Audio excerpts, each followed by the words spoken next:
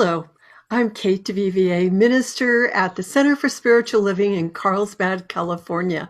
And I'd like to welcome you to today's talk because we're celebrating Easter.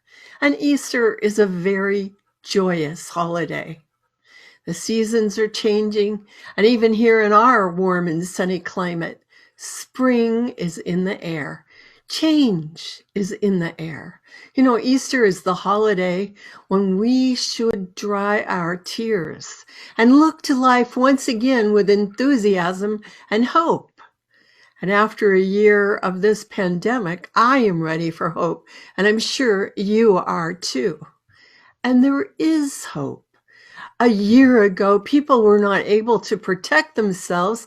They didn't know how. We didn't know how it was that COVID spread, how to protect ourselves, or how to treat the illness. And so a lot of people suffered and many died or became very ill. But now there is hope. We know that the key thing is don't share air. We can wear masks and we can communicate online like you and I are doing now.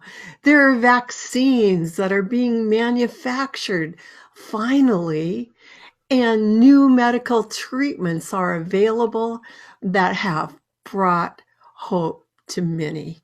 We have hope now. You know, I want to say right now at our center, we have a prayer team available to you. And so if you are struggling through any health condition or anything else, all you have to do is leave a message for us in the message box at the bottom of this video, or simply send us an email, and our prayer team will be happy to include you in our daily prayers.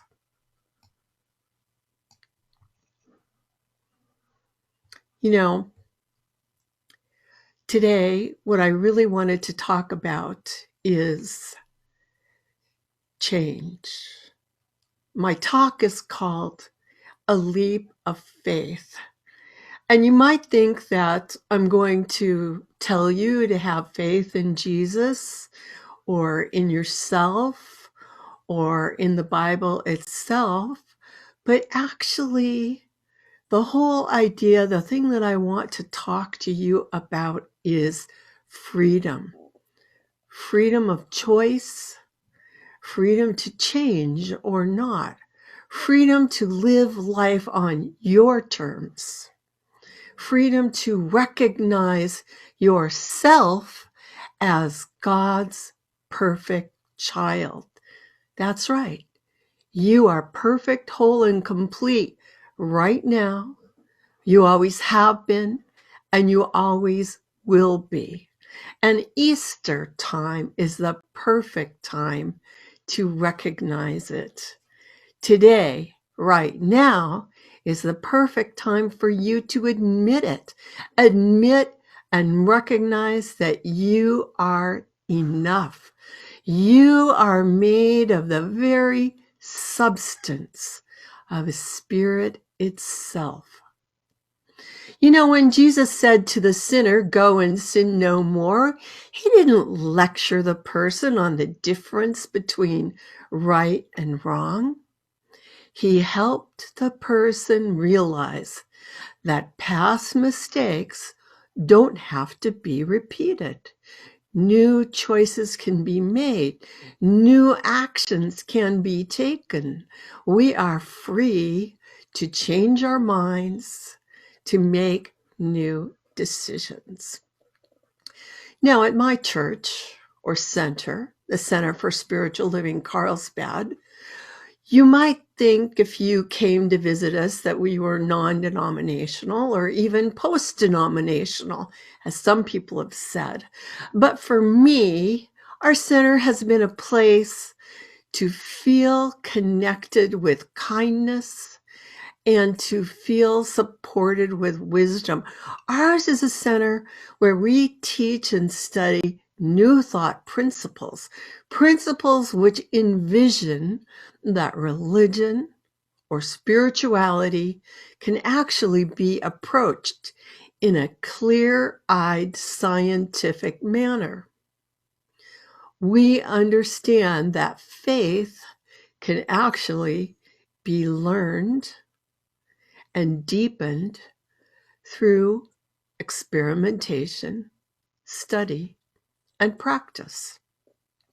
What I have learned that I'd like to share is that we live in the here and now. We live only in this moment right now, and we are constantly making choices, big choices, small choices, conscious and unconscious choices. And this accumulation of our individual choices affects our individual lives. And we're not alone. We live in groups. And so our shared choices also are constantly affecting our shared experiences. The founder of our teaching, Ernest Holmes, said that the object of our teaching is to awaken humanity to its spiritual magnificence. And isn't that the story that Jesus was teaching us? That we are one with God, that the kingdom of heaven is within, that I and my Father are one. The truth is, you are already magnificent, and you are already free to think whatever you want to think. And these thoughts, your new thoughts, your next thoughts, will determine the pattern that your life takes. Your thoughts create a tendency towards an outcome. They create the general direction that your life will take. Now, everything isn't just lockstep once you make a decision. It's more like setting your sail in a certain direction. Yes, sometimes the wind will be strong, and sometimes it will seem so slow, but you will be moving in the direction of your choice. So, why not think something wonderful? Why don't you choose a wonderful life? Now, speaking of Jesus, you might have been raised thinking that the life of Jesus was preordained, that he was born to be martyred on a cross so that people who had been baptized could be freed from the original, so-called original sin of Eve giving Adam the fruit from the tree in the Garden of Eden. But that isn't actually what Jesus taught, is it? Jesus just said to the sinner, go and sin no more.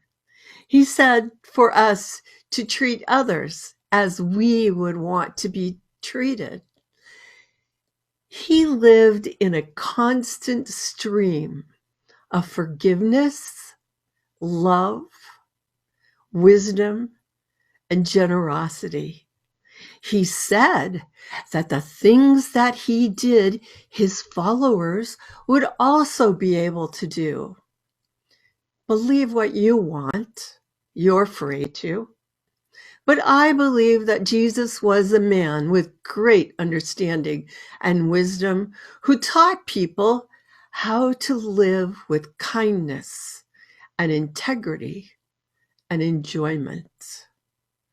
I believe that at some time in his life, he must have acquired this wonderful insight and understanding, and that impelled him to make his decision to become a traveling wisdom teacher. Now, he could have chosen to work in construction, as we are told his father did. He lived in the very time when the Roman Empire was building all kinds of buildings, monuments, roads, and bridges, many of which are still standing today. Or obviously, he could have chosen to become a doctor. Hung out a shingle and worked as a healer of all manner of sickness and ailments. We know that he was a great healer. Oh, I'm sure he could have chosen to become a merchant. He obviously got along well with other people. He was honest and well-spoken. Or perhaps he even could have become a traditional rabbi. We're told that from a young age he was studying with them. But he listened to spirit. He was conscious of what I experience as a still small voice within, what I experience as a divine spark of truth. But I have a feeling that for him, in his case, it must have been very loud and very bright, that guidance which he received, which he channeled, which made him make the decision to simply say goodbye to his family and set off into the world to teach a new way of living. He took a leap of faith, and that's what I want to talk to you about. What are you doing? How did you come to do what you are doing now? Is it time for you to take a leap of faith, to make a new decision? Are you awake to your own spiritual magnificence? Are you feeling free to envision a life that would feel so satisfying, so wonderful? Maybe it wouldn't be such a big leap as setting off in the desert to walk from town to town, preaching and hoping that people you met would support you and invite you in. I don't think I would be able to do that. Maybe you wouldn't take just the most gigantic leap off into the unknown. Perhaps your decision would be a little more like mine. Just kind of take little leaps, take little steps, find the stepping stones, find your pathway to good. Do you ever think about what more you would like to have in your life? Easter is a time of good. It's a time when we celebrate good, when we stop and recognize the immortality of life. We are born into this physical body, and when we die, we will leave our physical body. But as the resurrection story instructs us, and as you may have found when you have lost loved ones who have made their transition out of their physical bodies, you may have observed that there is still a divine and wonderful loving connection with them. And these are ways in which we can recognize the immortality of life. Well, if life is ongoing eternal, if you are on a pathway through life, what are you doing? Where do you want to go? Maybe your life is perfect as it is. I'm actually pretty happy with my life now, although there are some things I would like to see change. But the fact is, change doesn't usually happen easily unless we make new and conscious decisions. Of course, if we don't make conscious decisions, change can happen the hard way too.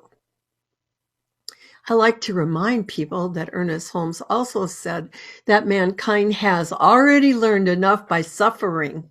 It's time for us to start learning less by trial and error and more by using our God-given creative intelligence as much as possible.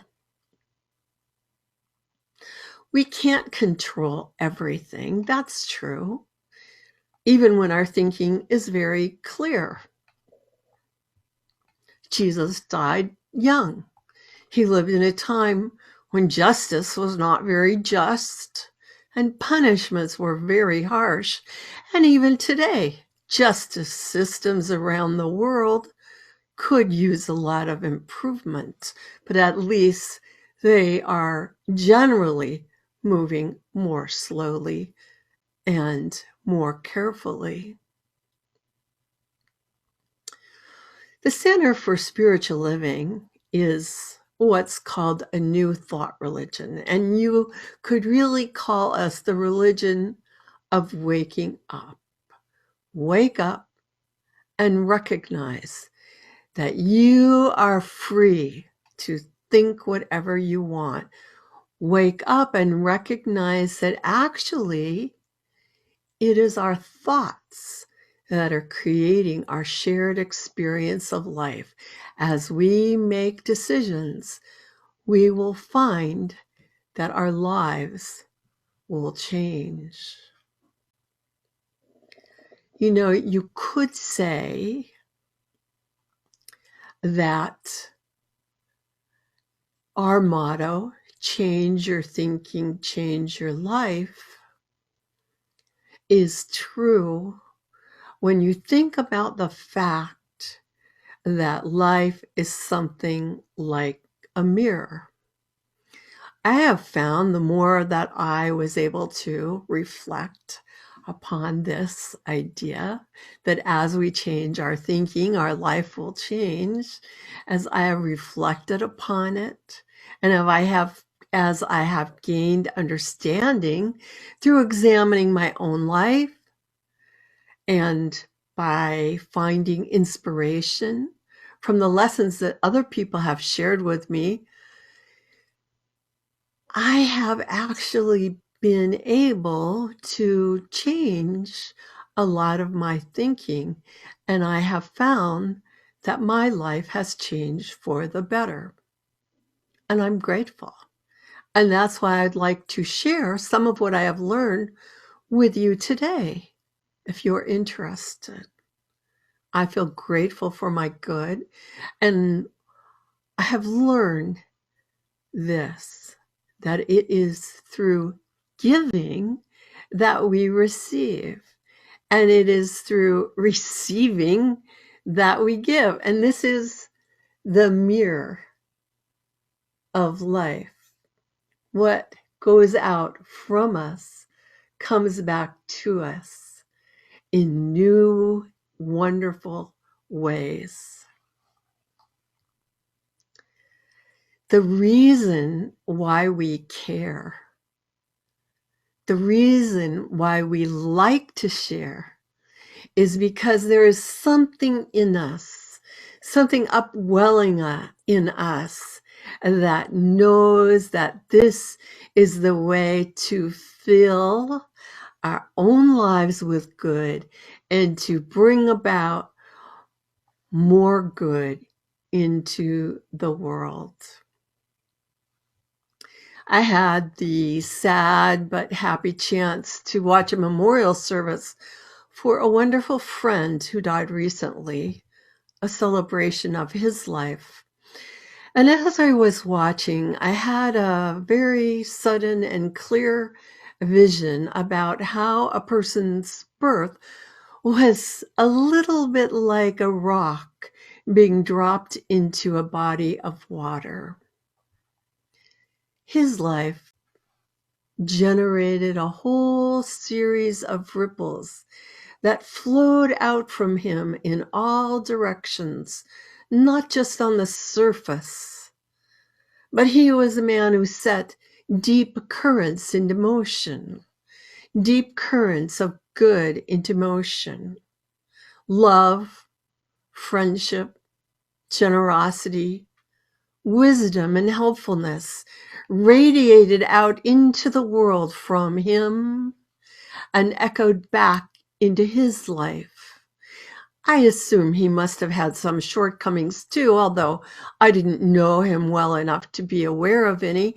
But in this vision that I had, that wasn't what was going on. What was going on was a picture of how his energy, and this is true for each of us, our energy, our impact reaches out into our families, our friends, the families of our friends, our neighbors, everyone we may have worked with, everyone that we may have interacted with in any way, everyone that we might have been a customer of. Energy, good energy is being set in motion through our lives. Our choices, our actions, and our thoughts and feelings set this energy into motion. We set this energy into motion, and there are consequences. And these consequences can be wonderful. You know, when we talk about the law of cause and effect, and we talk about consequences for our actions, we often take a negative view. Oh, you did this bad thing and now bad is coming back. But much more powerful are the consequences of our constructive thoughts and our constructive action. So this is my Easter talk. Easter is a celebration of life. What kind of a person must Jesus of Nazareth really have been that we are still celebrating his life after over 2,000 years? He must have been really amazing, charismatic, wise, loving, and we know he was so inspirational. And yet, don't forget, he said, "These things I do, you can do also." You too can have an awakened life, a life of good, a life of sharing, a life of caring.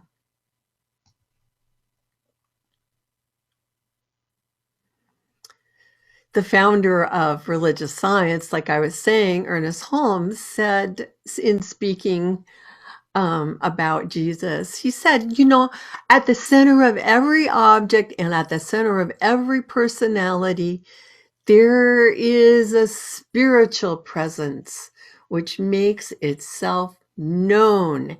And so it is no wonder that Jesus said, "It is your Father's good pleasure to give you the kingdom of the self and the kingdom of God," which Jesus said are one and the same.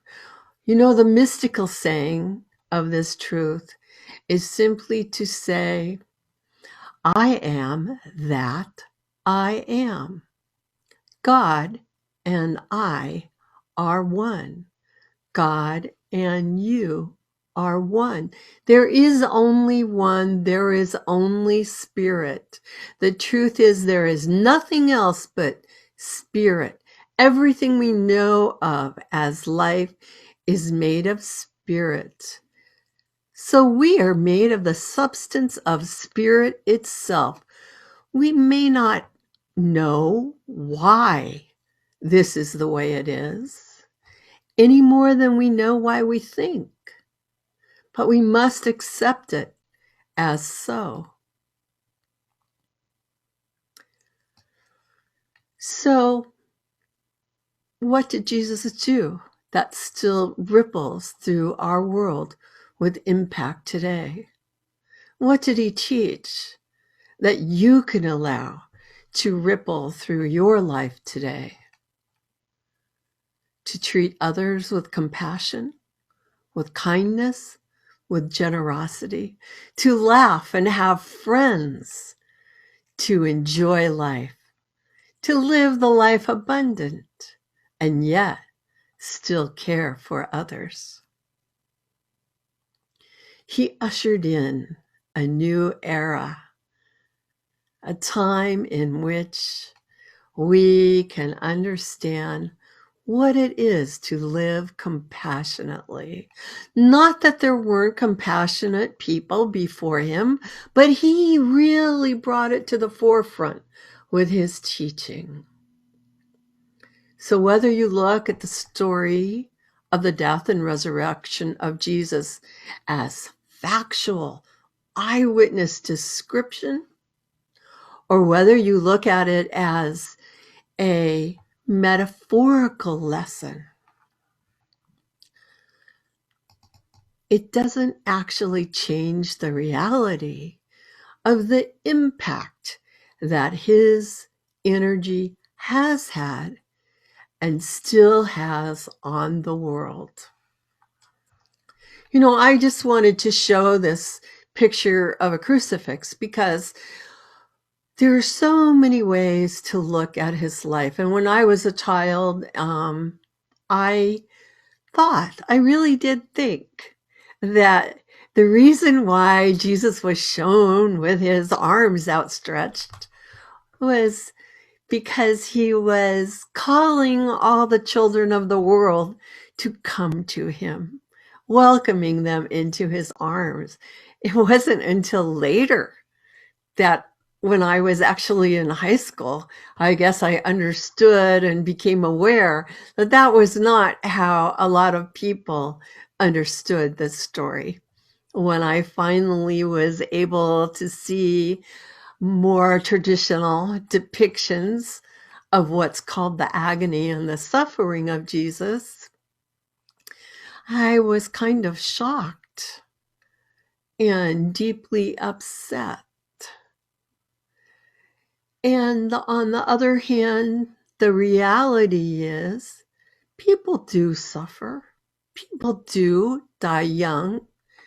My own father died much younger than Jesus is said to have. And yet, life goes on. And we can make our lives something wonderful, something filled with hope, something compassionate. This is the truth. There is good for us. When we fill our hearts with gratitude, it shows a willingness to accept it. When we fill our hearts with gratitude, we know we have enough to share it. When we fill our hearts with gratitude, we can feel the love that life has for us, because life is love in expansion. This is the truth. It's the way it is. Have a wonderful day. Have a wonderful spring. And let's together have a prosperous, healthy, and loving year. Thank you so much. Happy Easter. Happy springtime. Happy you.